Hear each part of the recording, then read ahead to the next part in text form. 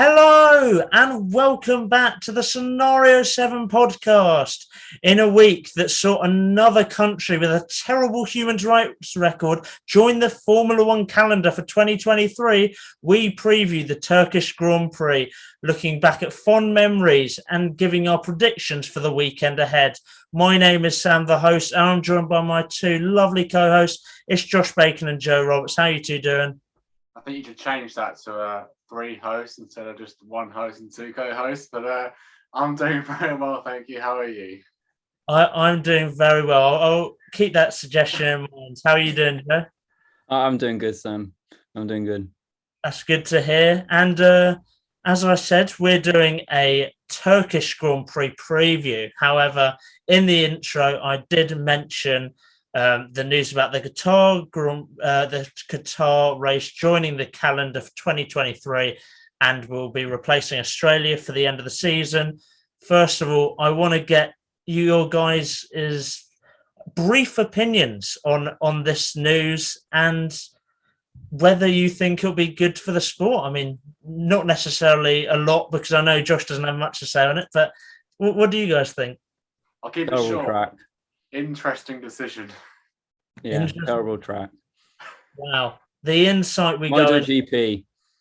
Yeah, we're just saying phrases. I love it. Very, very brief, but to be fair, we're not here for that. We are here to talk about the Turkish Grand Prix. Let's start, as we always do, on your thoughts on the track.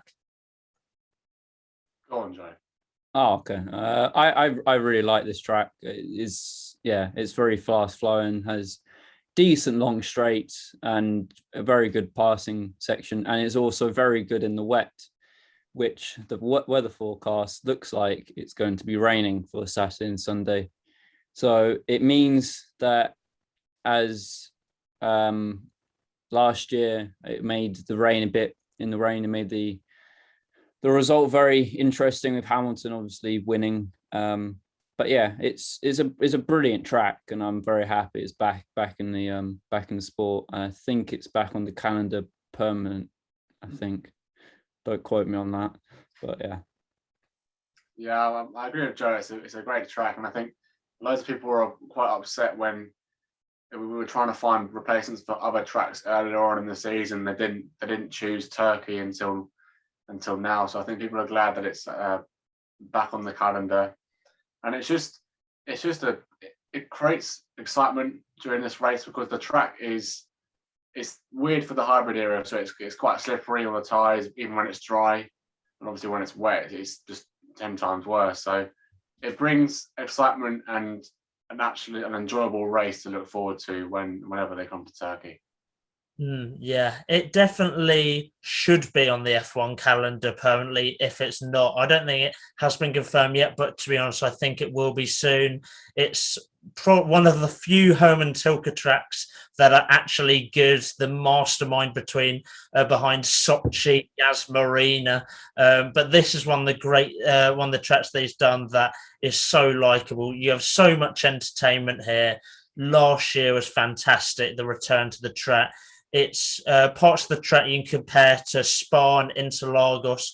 It's very, very exciting.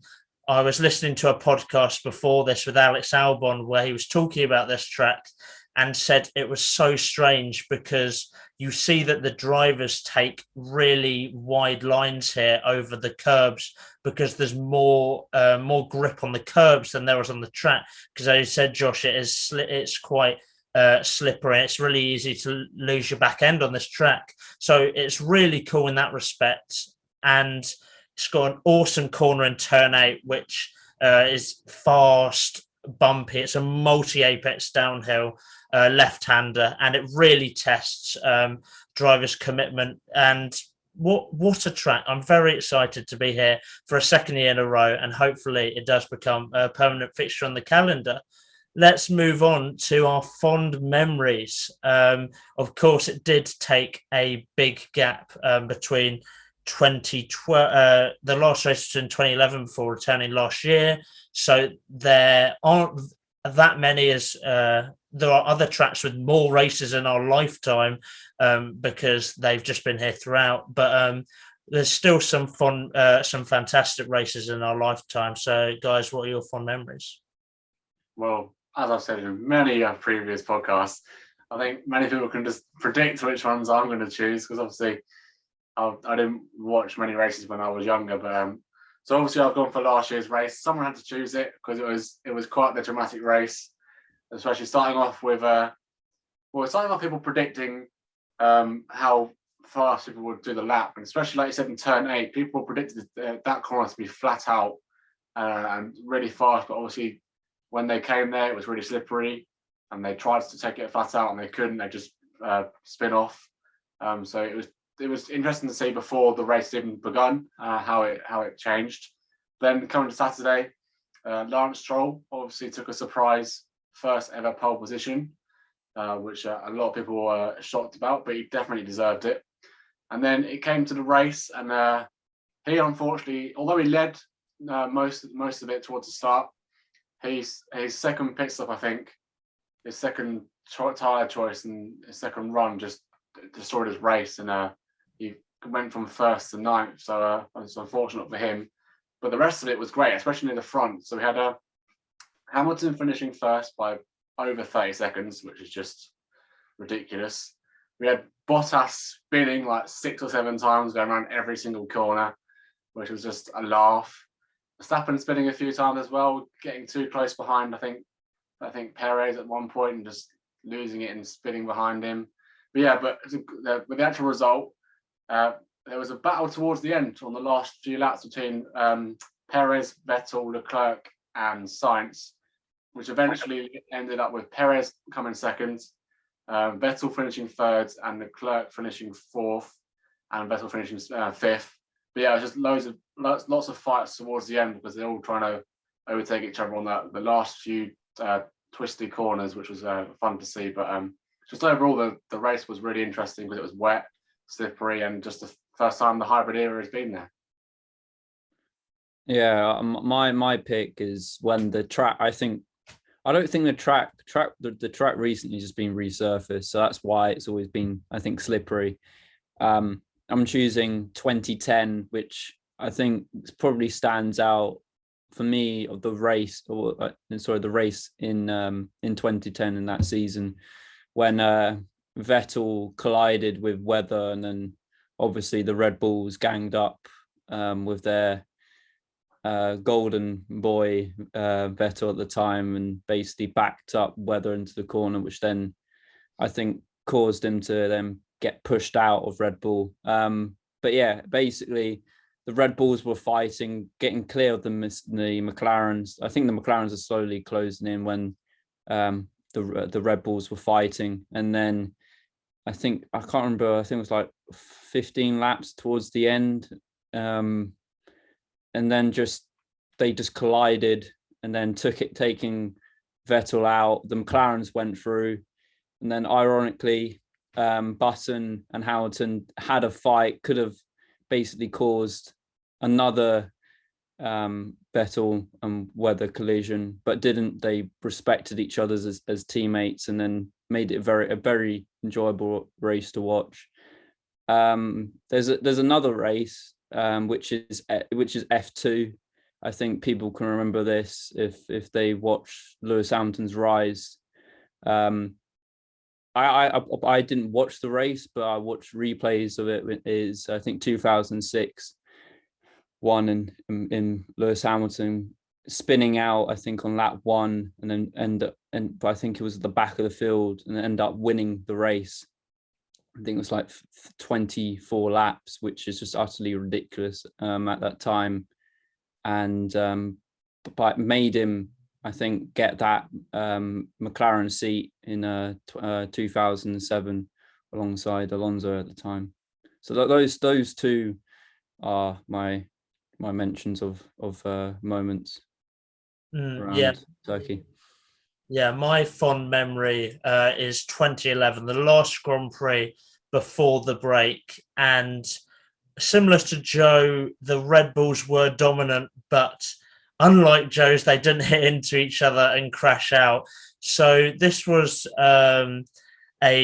this race didn't really have that many incidents. It started in quali, Seb Vettel put it on pole for Red Bull with his teammate Mark Webber second, and Nico Rosberg in third for the Mercedes.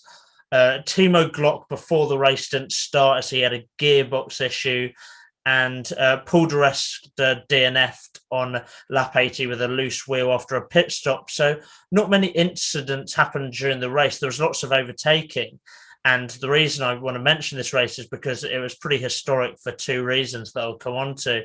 But some drivers had some fantastic races. Sebastian Buemi in the Toro Rosso drove from 16th to 9th, which was a really great effort.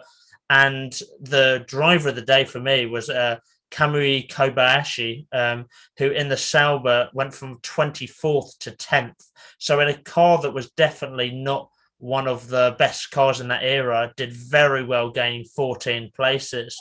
Sebastian Vettel ended up winning the race in his Red Bull with Mark Webber in second. Fernando Alonso came third. So there wasn't much switching up in that, but the race was historic because it broke the record for the most pit stops for a Grand Prix ever, with over 80. And I think that was in the dry as well, which makes it even more ridiculous. And it had the most overtaking moves since 1983 in a race at the time. I'm not sure if that record still stands. I think it's been broken, but that is still a ridiculous stat. And while it didn't have as many incidents to do with crashing, it had so much overtaking and was a really great race. So, yeah, 2011 Turkish Grand Prix is my fond memory. Let's move on to what we expect to see this weekend. So we're going from a place in the past to the present day this weekend. Give me your predictions. What do you expect to see this weekend? I'll let Josh go first because he has some wacky predictions. I do have some wacky predictions as well this week, to be fair. I'm going to start off with the usual. But this week, I haven't got a single Haas one, so you can thank me for that. But I'm going to start off with a safety car on the first lap because it's slippery. The first corner is, even though it's quite wide, you can have so many, it goes like 4 or 5 cars wide into the first corner, which is a quick left and right, I believe. So I think there'll be a few safety car calls in the first corner or maybe the second corner. And then I've also put, because of the potential of rain and again the slippery track, I reckon there'll be a minimum of at least 4 crashes or collisions. So it might just be a collision. They might not actually like DNF, but I think there'll be a few crashes there where DNFs are caused and a lot of collisions. And I've also said I think Hamilton will take his grid penalty. His grid penalty this weekend for the engine. I think he'll take it this weekend. But I think that Mercedes is fast enough to get back through the grid. Possibly not the McLarens or the Red Bulls, but I think the car will still be able to manage to get through the grid. And then as well, due to the rain that's predicted on Saturday and Sunday, this is especially looking on Saturday, I think Russell and Norris will both continue their strong performances on quali in wet, dry, mid conditions, and I think they'll both end up Q3 in the top 5. I don't know where in the top 5, but they'll both be in the top 5 after quali. Was that 5, Josh? I thought you got another one.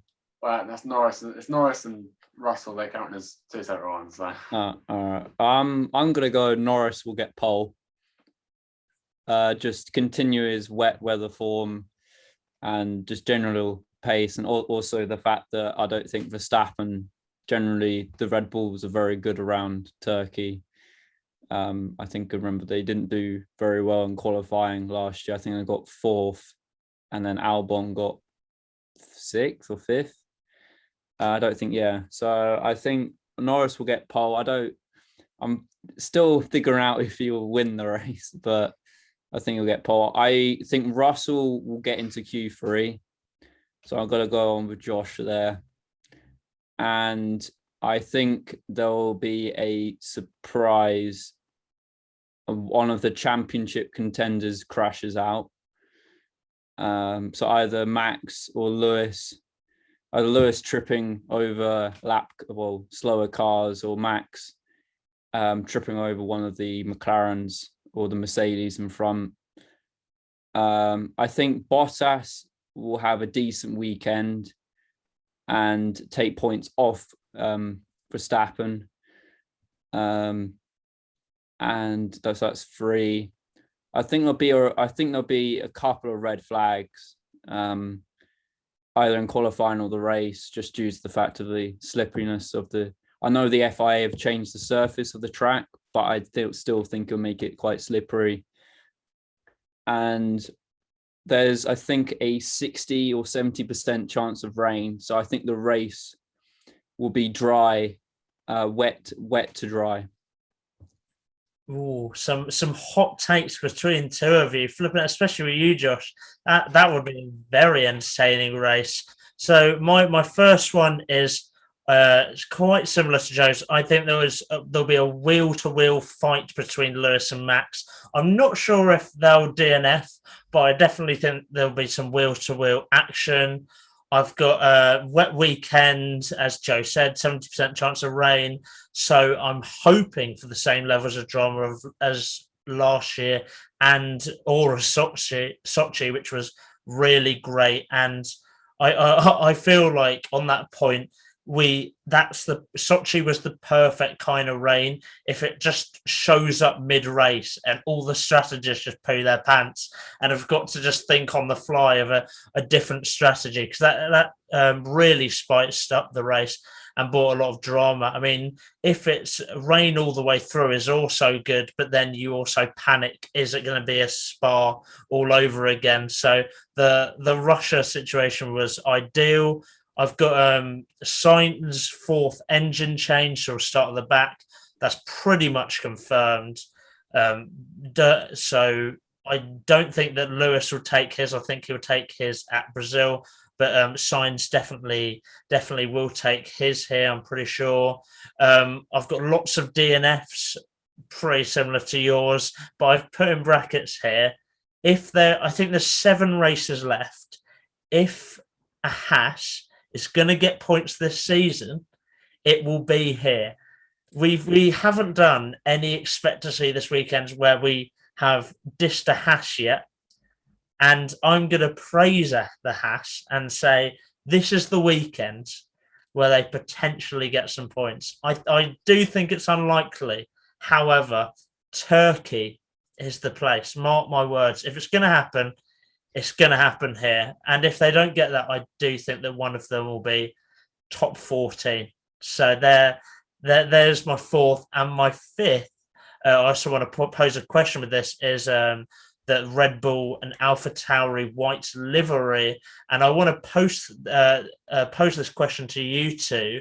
Do you think this livery, they've only teased it, will be as good as McLaren's at Monaco or Merckx at Hockenheim in 2019, where they also went for a white livery? So do you guys think this livery will top them, or how do you think it will go? Can I just ask why they're doing a livery? Honda, it's to do with Honda, isn't it? Something to do with. Yeah. Celebrate them. It'll be horrible. I don't think it'll be horrible. From the tease things I've seen, I think it'll be better than the Mercedes one.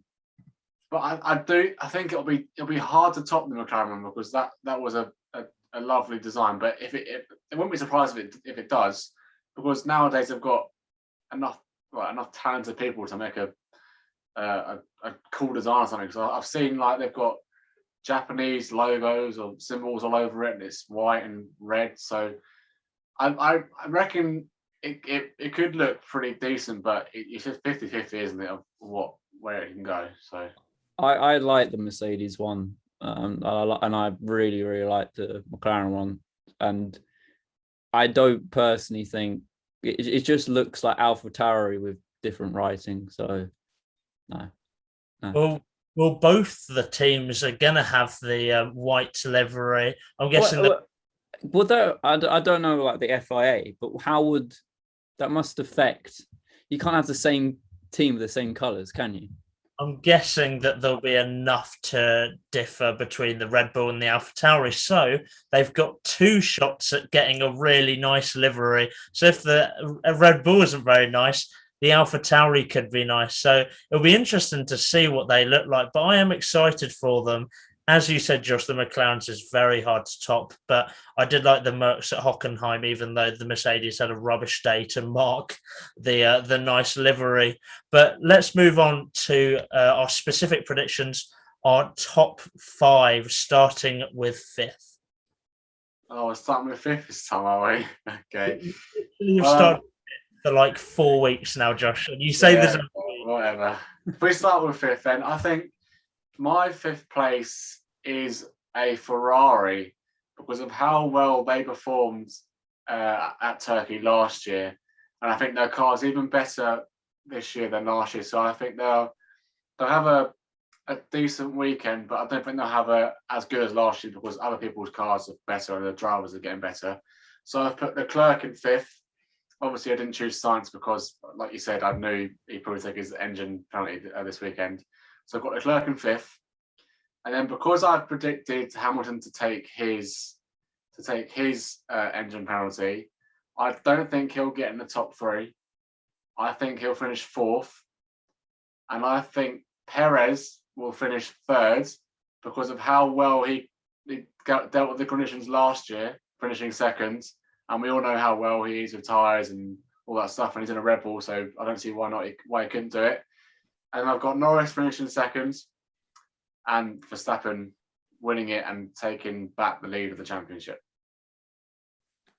Well, I think this is probably a difficult one because I think Lewis Hamilton's will be in the top, for me, the top three. It's just where you put him if Norris is going to get pole. I'm going to put, I agree. No, I'm going to go with Ricardo. Actually, no. I'm going to go with Charles Leclerc P5. I think Ricardo will be P4. Bottas P3. And I think Lewis Hamilton will win it. No, will come second. And I think Norris will get his maiden win. Just due to the fact that it's quite hard to overtake. I think the only way Lewis Hamilton will be able, because I looked at the weather forecast and the precipitation, it says around where it is like 37 to 23%. So it could be a longevity of like wet weather to then dry. And obviously Lewis Hamilton basically made those inters slicks. So I think he can go the whole way. And I didn't see any other driver doing that. So that's why I put him so highly. I'm not convinced by the Red Bulls getting, from other times, seeing them with like tire temperature of into warm up. I don't think they're very good at doing it. That's why I put them outside the top five. And Verstappen might get fifth, but I don't think they have the power of the Mercedes to then overtake them. That's why I kind of put Max and Perez outside the top five just due to the engine power. And I think obviously Norris will win it just due to the fact, evidence of last week, Hamilton can get past Norris even though he was like 2 seconds faster than him. Some interesting top fives. After listening to yours, I'm going to ignore what I've written down. I'm just going to go off the cuff and just go for vibes because it's Turkey. Anything can happen. So in fifth place, I got Pierre Gasly. He's been really unlucky last few weeks. He deserves some luck. And I think he's going to get it here. He's an excellent driver. He can adapt to the conditions well. Hopefully he doesn't get spun around by Lance Stroll or have to DNF in Monza like he did 3 weks ago. So he needs some luck. It's going to start here, and he's going to come P5 because vibes. In fourth place, Nikita Mazepin. No, it's Valtteri. I've got Valtteri Bottas in fifth. he has looked better since he. Well, has he looked better? No, to be honest. He looked great in Monza. Last week, he couldn't be bothered, and his team's strategy basically managed to get him some good points. Third, I've got decisions to make here. Third, let's go with Verstappen. No real thinking behind it. He's going to be wheel to wheel with Hamilton at some point, I reckon, and Hamilton will come out on top of that. In second, I got Lewis Hamilton.